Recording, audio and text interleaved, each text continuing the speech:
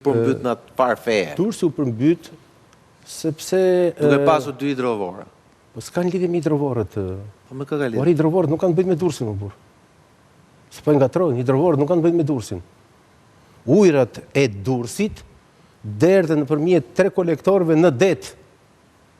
Ujërat e Durrësit. Ndërsa ujërat e zeza, të cilat tani janë bashkuar me ujërat e bardha, dhe kjo është problem i debatueshëm sot sa duam, tërhiqen dhe shpihen në landfill. Por landfilli merr vetëm 10 deri në 50% të ujërave të zeza, sepse 50% dhe 90% derdhet te ujërat e bardha. Dhe praktikisht Durrësi nuk ka punë fare me hidrovorin, prandaj mos i ngatrojmë. Pjesa poshtë Këneta ka punë me hidrovorin. Durrësi ndodhet 6 metra mbi nivelin e detit, pikën më të ulët të tija. Ndërsa te stacioni i trenit është govat. Veliera është govat dhe i mbledh gjithë ujërat dhe i mban aty. Në Lezhë, te stadiumi është govat.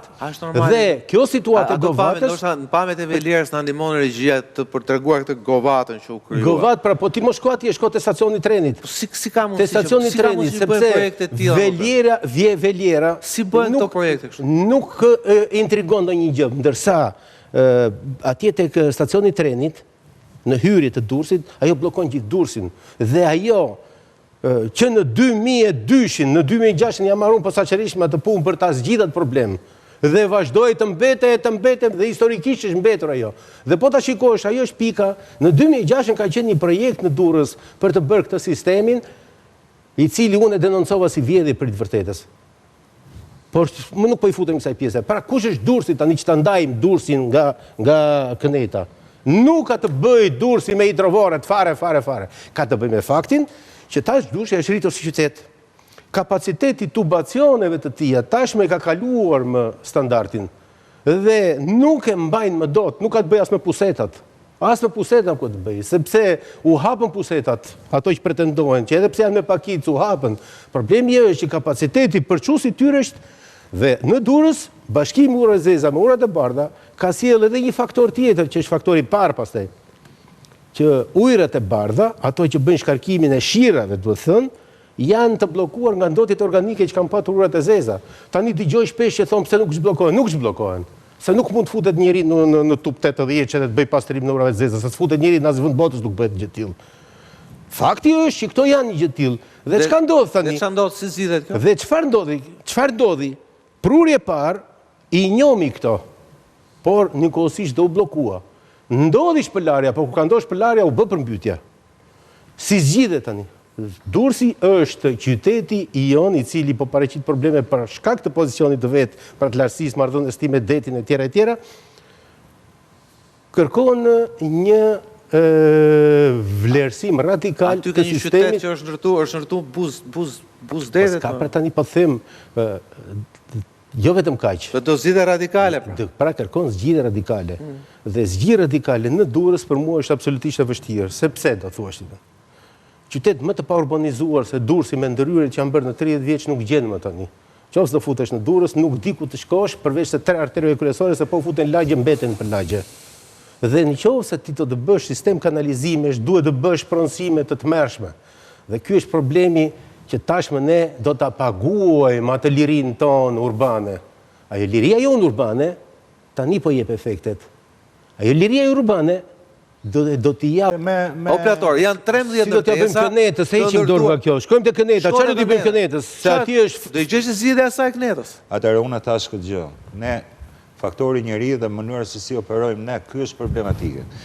Ti me drejt thua se edhe diku tjetër e thash.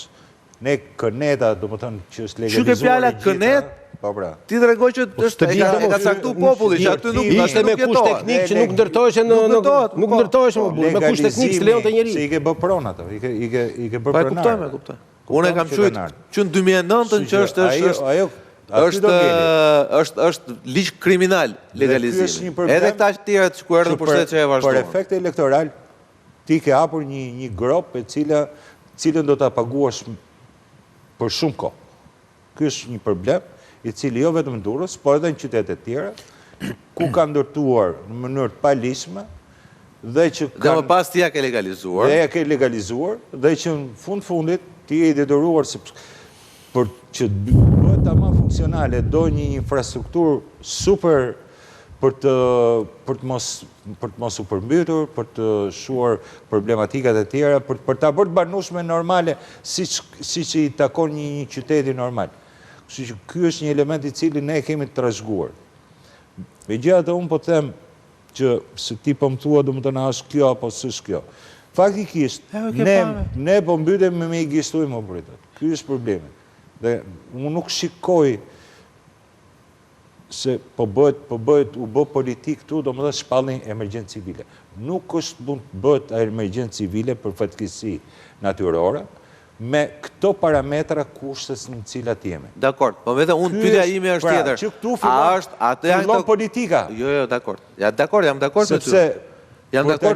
Për ta lidhur po them që tjetër, këtu jemi në kushtet e një emergjence kombëtare që pas 35 viteve harbimi dhe faturat që ka filluar t'i paguaj ky shtet për mëkatet e veta që ka përfituar. Ne na i kujton atyre. Tani ne çfarë do bëjmë?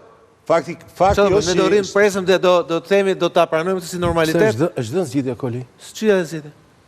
Do merren hunj, do sulmojnë dyert e bashkive. Mirë, dakord. Po jo u tha zgjidhja, pse nuk e qenë zgjidhja tjetër? Po dakord.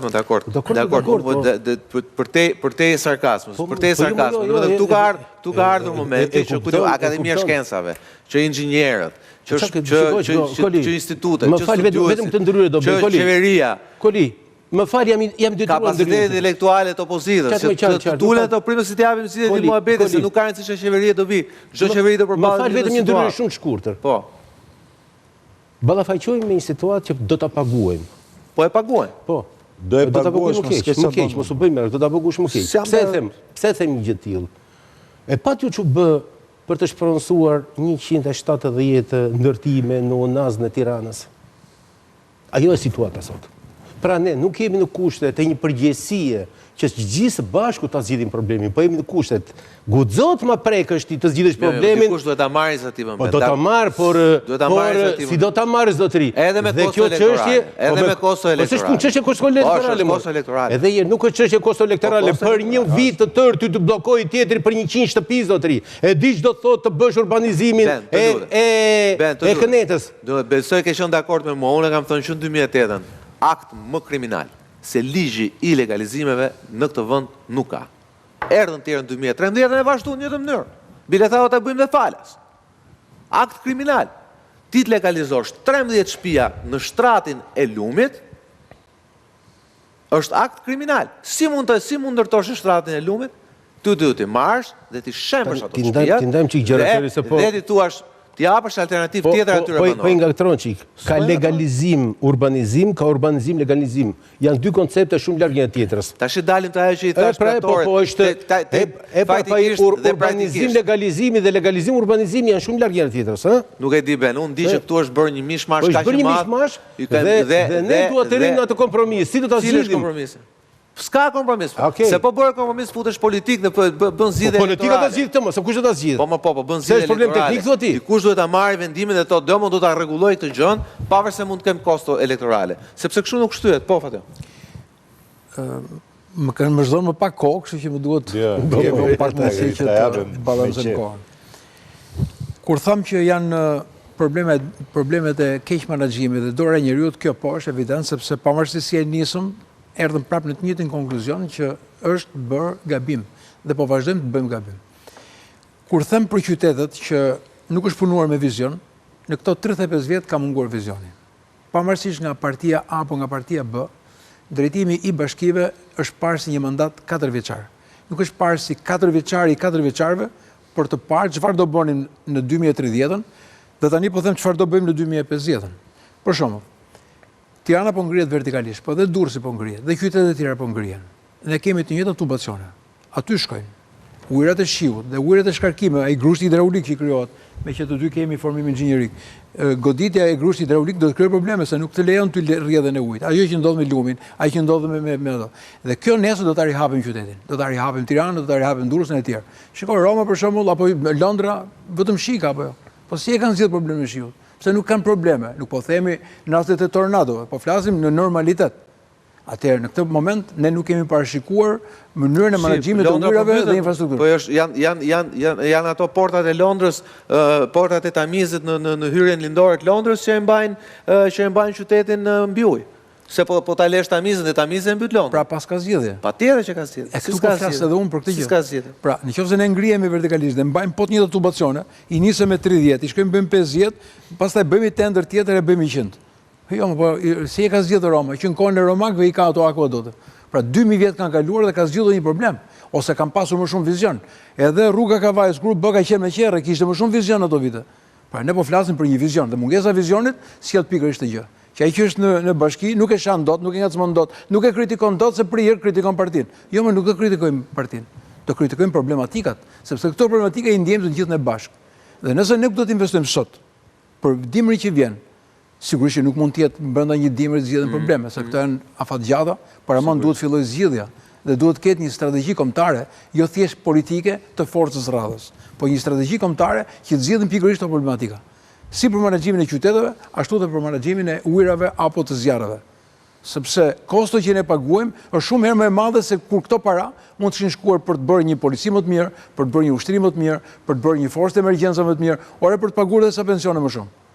Se nuk është ne vetëm digjemi dhe përmbytemi dhe vazhdimisht hedhim para për të bërë këtë investim. E vërtet është. Mirë, më duhet ta mbyll, falenderoj Fation, falenderoj Ben, faleminderit Nesuri, ishte kënaqësi të kisha sot program, falenderoj edhe kolegët e mi, ndjes atyre me cilën nuk u lidha dot, por debati u bë shumë i fortë në studio, dhe një debat i cili në fakt nuk duhet bërë në studio, duhet bërë diku tjetër, duhet bërë tek ata cilët ne i paguajmë me taksa dhe vazhdojmë paguajmë taksa dhe vazhdojmë paguajmë dëmshpërblime, cilat